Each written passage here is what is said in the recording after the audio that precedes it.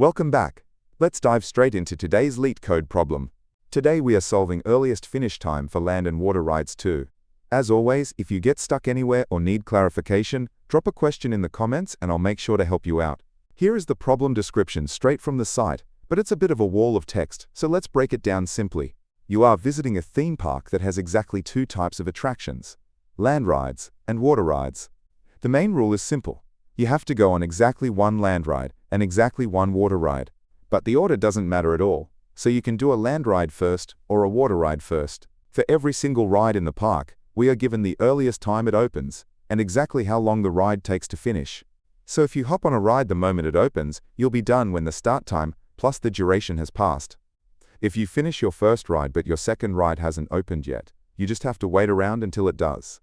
Our ultimate goal is to figure out the absolute earliest possible time we can be completely done with both rides and leave the park. Let's look at an example to see how this plays out, starting with our land ride options. And we have one water ride that opens at time 6 and takes 3 minutes.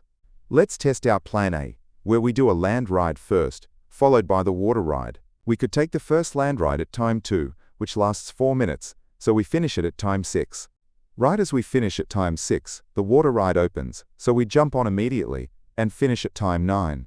Now let's try plan B, doing the water ride first. The water ride opens at 6 and takes 3 minutes, so we are done with it at time 9. Next we want the fastest land ride, which is ride 1, but we are already at time 9, so we just take it right then and finish at 10.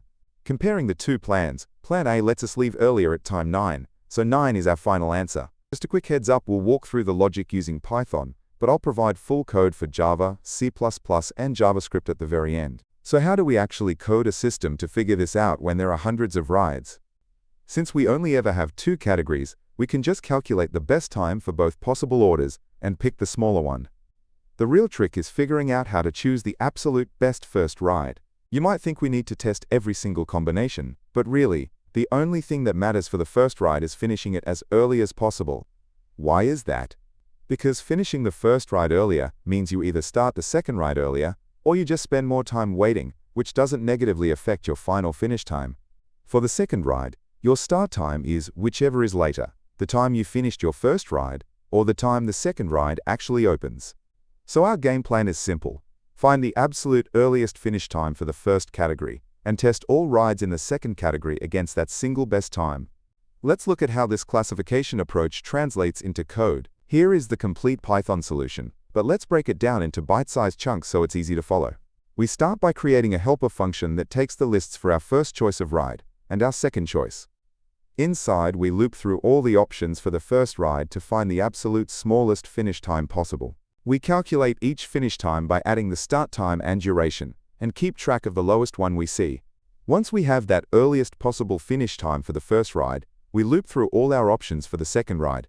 For each second ride, we figure out our start time by taking the maximum of our first finish time and the new ride's opening time, then add its duration. We keep track of the smallest final finish time across all those second rides and return it. Finally, in our main function, we just call this helper twice, once trying land rides first and once trying water rides first. We compare the two final times and return whichever plan got us out of the park faster.